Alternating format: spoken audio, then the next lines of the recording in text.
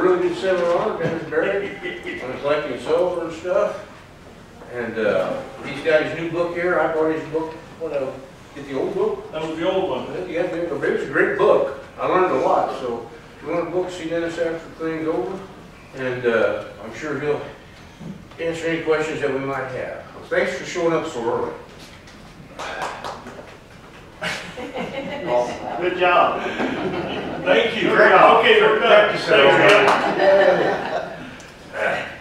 Okay, well, first I want to thank everybody for coming out, and if it seems like I'm nervous, it's because I am, because I've never done public speaking before. You know, Jim asked me to do it, and then now here we are. So I'll be looking at my cheat sheet, even though I've tried to practice, but here we go. A little bit about me. Of course, I joined the Chip Club, CCA 10 years ago, 12 years ago, something like that, and had nothing but fun with the club. I started out collecting large crown chips, but then moved back into silver tokens because I grew up collecting coins, and then I got into silver strikes, and then now I just primarily just do miscellaneous casino silver tokens, either with a denomination or promotional type ones that casinos would give out for tournaments or different things like that. But today we're just going to talk about denominational tokens. Okay. Around 2017, around 2015, I started collecting the miscellaneous tokens, silver tokens.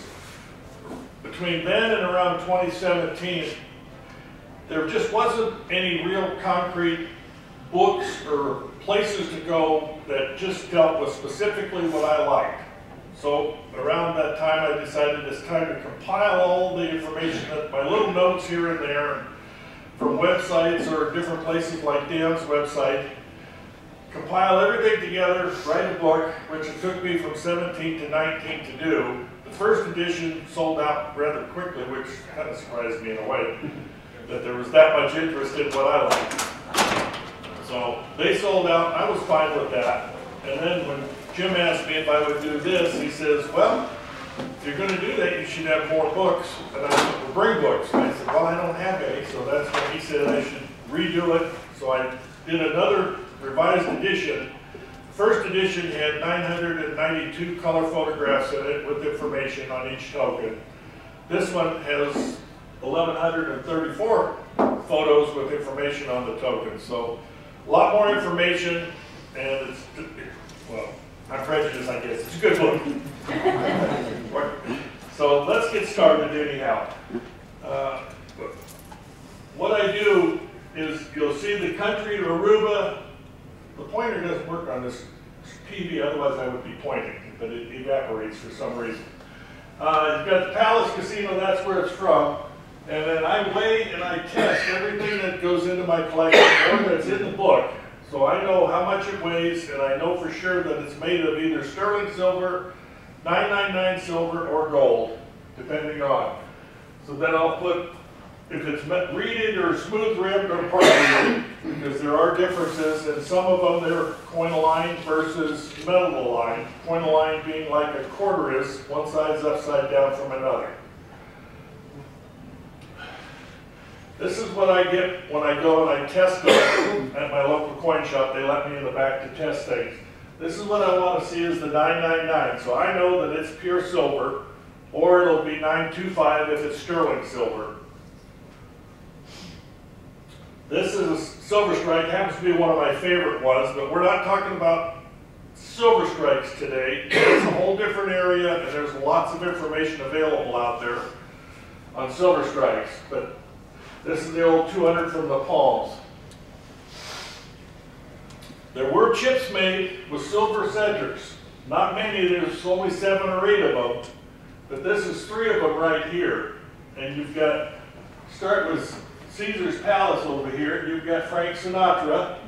Now, I was asked earlier about these, how many were minted. I don't know. I don't know if anybody knows how many or the real reason. I was told they were minted by, or made by Caesars or the MGM in this case, to give to Frank or Dean, and then they could give them out to their special friends or whatever they wanted to do.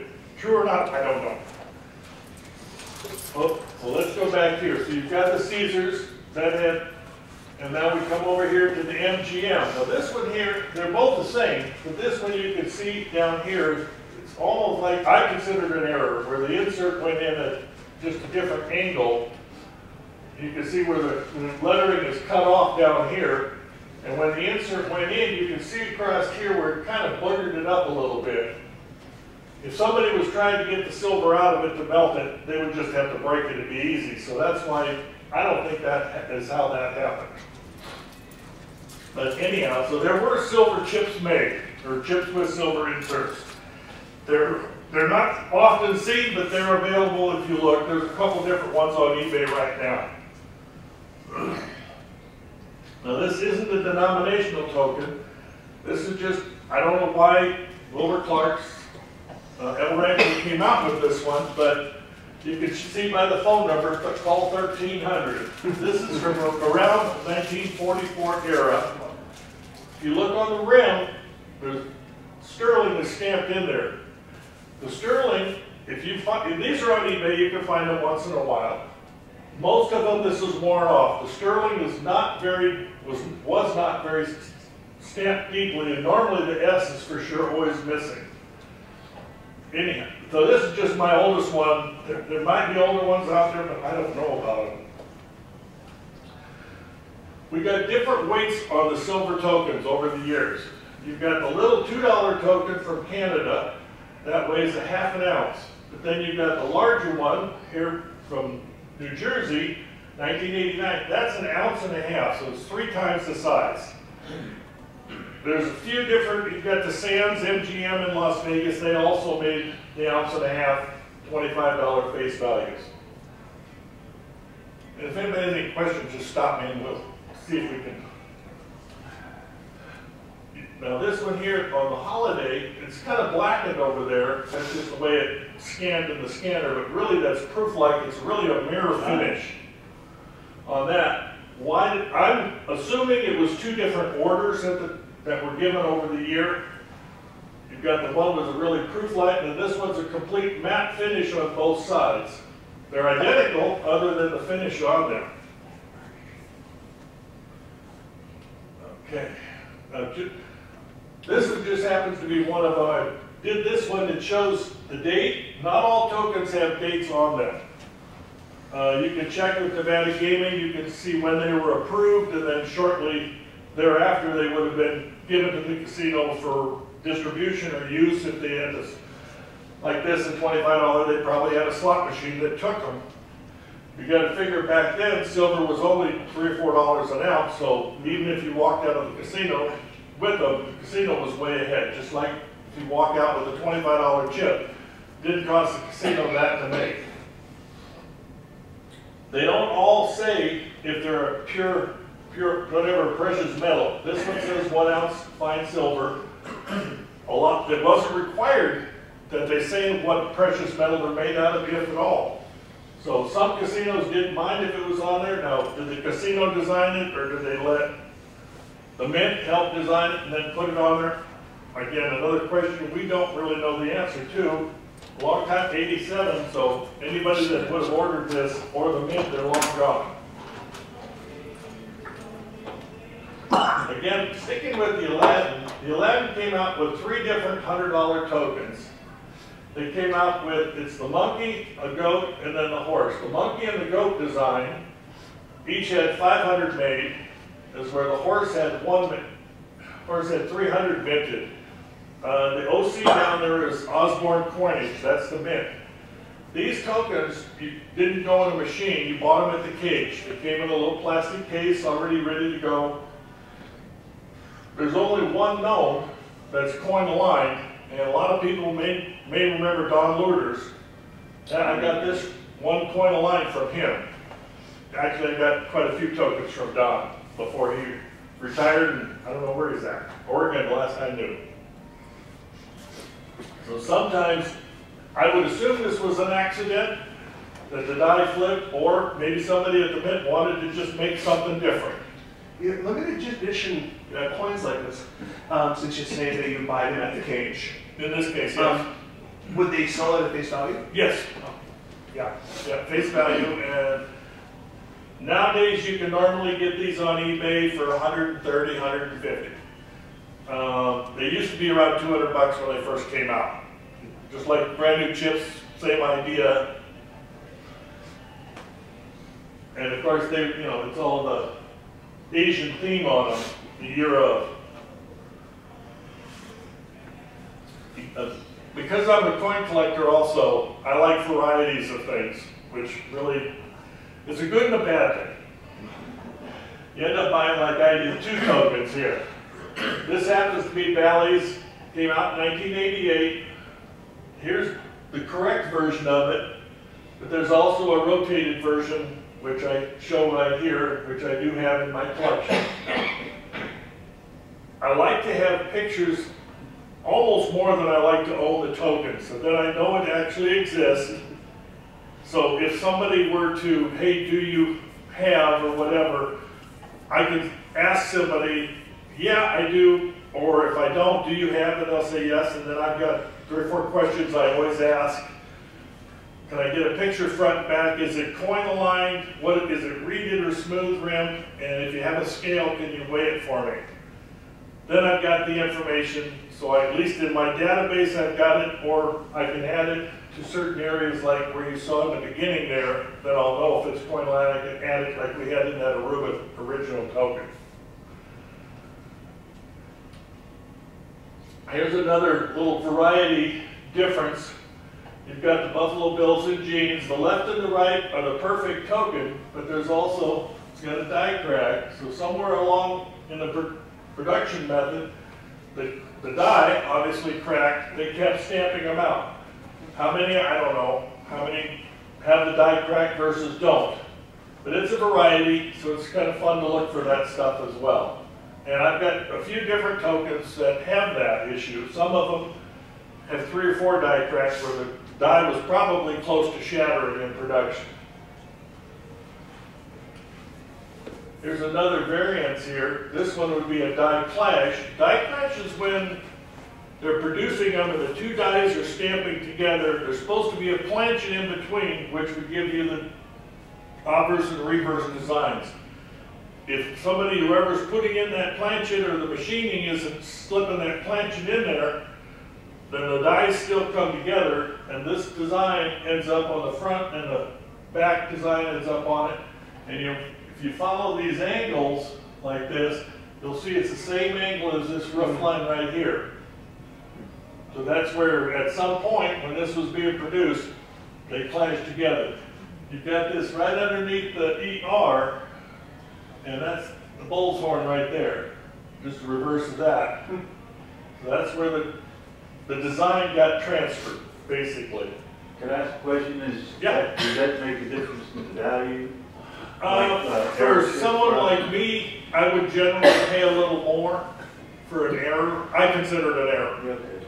And I would, because I like everything, which is a good and bad thing, to like it all. So I would, because my assumption is there's probably less quantity-wise of the error than there are without the error. Just a simple example, how difference in price, just for... A regular beautiful token that hasn't gone through the machine or been in someone's pocket for a long time, generally 70 to 100 bucks. Okay. I would for sure be at the 70 to 100 on the error one myself. The other, like all of us with anything, we try to get it a little less if we can. I understand. But if you need it for your collection, then you're going to go for it. Just showing off a couple of different ones. These are all different $1 ones. You've got the one from Arizona over here. And let me get what your, there we go. And the different weights on these, that one weighs 0.80, or just a little more than 3/4 of an ounce. Then you've got the one from Colorado here. You've got your grand opening, 2004. Let me find my note again. Where'd it go? Anyhow, and this is 0.80 again. On this one, as far as weight, just a little more than 3/4 of an ounce. And then right here in Las Vegas, the old 7-Eleven bar and grill. This one was this 1 ounce of silver. So they did vary slightly in the different weights.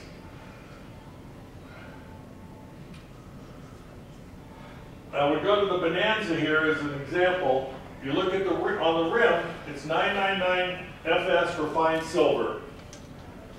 Your different rims, as I stated earlier, some of them are smooth, some will be fully reeded, or they'll have the little lines like a quarter has, or they'll be part reeded. A lot of Franklin mints, especially because that was their rim design, was part reeded, where it's smooth, then some lines, smooth all the way around. And as you can see, this one weighs 0.90, or just under an ounce. Here we've got this same casino from Fallon, Nevada, 14 karat gold. And you can see where it's fully reeded all the way around, except for a little spot where they left it to where they could stamp the 14K on it. Thank you, Dan. This one here is a fun token. When Horseshoe went out of business, we all know that all the chips and everything was on the market a year or so ago. Well, these came out also on the market, but what most people don't know is that they're also sterling silver. You've got everybody knows they're 24 karat gold plated. When I test these, and I've tested maybe a dozen of them, and they're all tested right around 0.9, so they're just a little under the 925, which is really sterling. But if you take them to a coin shop, they will consider them sterling silver. They're not marked anywhere now? They're not marked. I've got one of those and I had no idea. Yep, they are sterling, but they're not marked. As earlier I said with that 1125, a lot of them are not marked. That's a great thing to know. So it's just nice to be able to test them so everybody knows what they're getting. Now this one happens to be serial number. All of these are serial numbered. This one is 299. I've never seen one over 5,000. My assumption again is they had 5,000 of these made. Some people have said, well, I've got one 700 and something, but they never prove it. So without seeing a picture of one stamped around 700, 800, I don't know. I can't say there were 10,000 of them made, but I can pretty much understand there's 1,000 because I've seen these up. I said 5,000 made. I've seen these up to 3,000 and 4,000, but not over 5,000. How were they dispersed? Did you buy them at the case someplace? They didn't play with those. Because of some of them are really bad condition, I'm going to guess that they have a slot machine for them, probably in the high roller area, would be my guess. Because some of these, especially the black enameled area, is chipped and missing. So that would be, to me, with the banging and dropping in the old trays like they used to do. And a lot of them, they're all dinged and banged up, really bad shape. Gives a character. It gives a character. Yeah, exactly. Yeah, you just wonder who had that, who played with that. And this is a fun one again. On this one, I'm guessing it was 3 different orders made. Because this one here, you've got 999 is underneath Jack. And you go over here where they had 999 is underneath the date, which is 1979. And it looks like they were added later. So the casino thought, or the mint decided to put the 999 on. This one here is also silver, but on both sides, or the rim, it's not marked silver 999 at all. So 3 different versions of the same exact token, with, without, and the location changes on where the 999 was placed. This is a good one from Colorado. The offers are all the same. Up here on the left top it says 1 troy ounce, 999 fine silver. On the reverse, you've got 1 gold nugget. There's some versions with 2 little gold nuggets. There are less quantity out there of the 2 nuggets. Now, why are there 1 and 2? I don't know. And I don't know if they tried to keep the weight of the gold the same, or if it was an extra order of X amount they needed, so they just made another run, and the next run had 2 gold nuggets. The ones with 2 nuggets are harder to find. You don't see them for sale. The 1 nuggets, they're out there fairly often.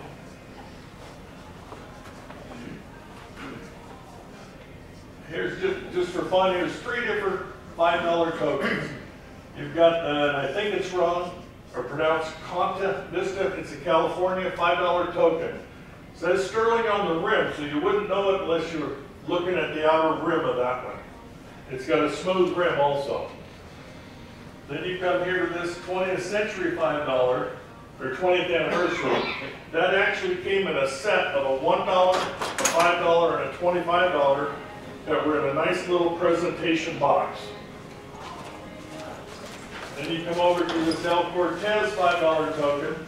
There were only 100 of these minted, so they're not out there very often. But they're a fun little one to have. Is that one pretty common when the casinos saw that particular strike of those? The El Cortez? Yeah, I see more of these, that particular design where when I go look at different places. Well, it's the same design on Mostly all Vegas. I'm sorry? They're mostly all in Las Vegas. That particular design seemed to be pretty popular. Is that a $5 one? Yes. And you see them now. I think you see them where I go out, like the food markets and places like that. They're starting to show up now. Yeah, they are. So it's that the was same common. design on this that's on the copper nickel version. So the copper nickel is pretty common because that's the one that was really used in the machines for playing with. As where the silver version was a presentation piece more the casino gave out, or I don't know the reason they had them, but they did go into play. Yeah, they're in very good shape. Yeah, and they all are. So that's why they were either in a gift shop or they presented for whatever blackjack or what as a prize somehow. Yeah. Here's some 3 different $10 ones. You got this one on Mystic Lake from Minnesota. And these 10s are oddball weights. That's 1.17. Here's the Trump Plaza, New Jersey. It's 1.13 in weight. So each of them are just a little over an ounce. Except for this little guy here from New Mexico, $10 face value again, but it's only 3/4 of an ounce. So it's a lot smaller in diameter than the other 2. Now, we have different 25s from around the world here. We have an Aruba with nice gold plating, dated 1994. Then we over here to Mississippi. Each of these 2 are 1 ounce apiece. Then we come over back to New Jersey, same $25 face value, but it's 1.5 ounces. I don't know if they had a machine. 89 they may have, but I don't know. And here's 3 different $100 tokens. Of course, we've got Casino Niagara, which you can see the casino on the U.S. side of Niagara Falls. It's right over there. It's a big, big casino. We were back there last year. We went back, us and another couple, went back there. Couldn't cross the border because of COVID going on back then. We could see the casino.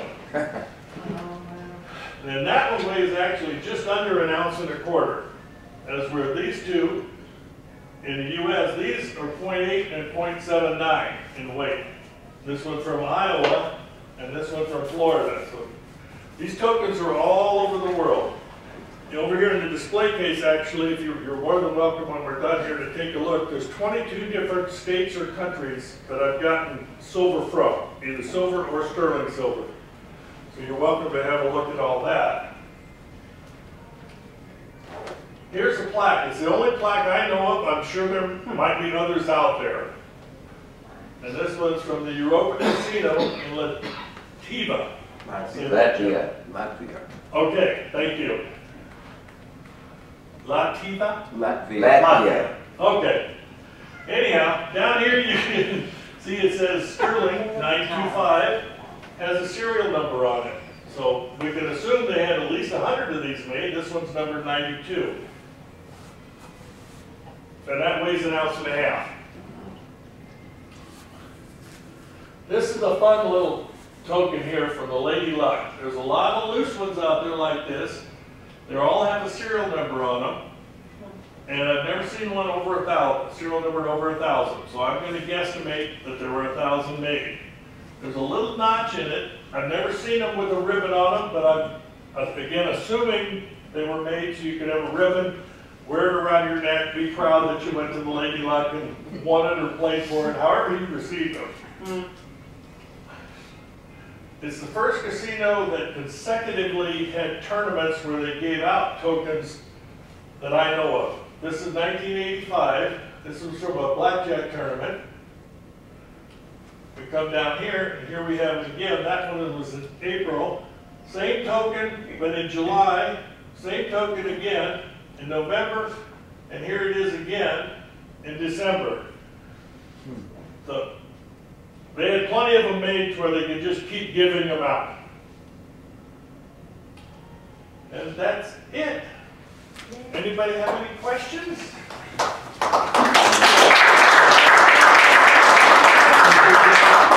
Yes, sir. So the photographs that you have in there, do they have copyrights like the chip guide would? Or are they free to use? If they do, I don't know about it because they're in my book. So the photos are all mine.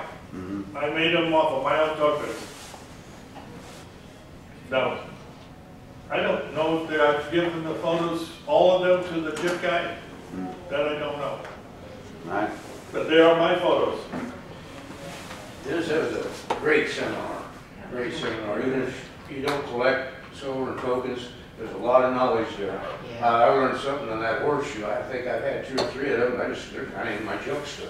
So There's I'll go home and pick them out. well, at least put it in a plastic flip to protect it from any more dings and dents. I will. Thank you very much. It was a great seminar. Any other questions? Well, then we can hit the floor, or if you'd like a book, they're available right up here. How much? How much in the book? Oh, books are $40. One other thing, at 3 o'clock this afternoon, we have the last seminar is on Oklahoma gaming, and Paul's doing it, and he's very knowledgeable. So if you get the opportunity to drop by, I think it'll be a good seminar. And don't forget, every year we do 4 seminars. These spots fill up fast. So if you want to do a seminar, see me somewhere and I'll put your name down. Or I'll be hounding your ass like I did Dennis for you. Oh, come on, Dennis, please. How fast do they fill up? He did. He was very nice.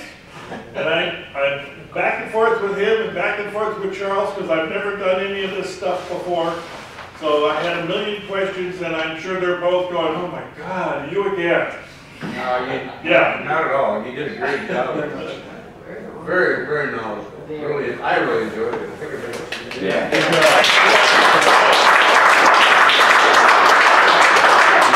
Well, thank you, everyone. Thank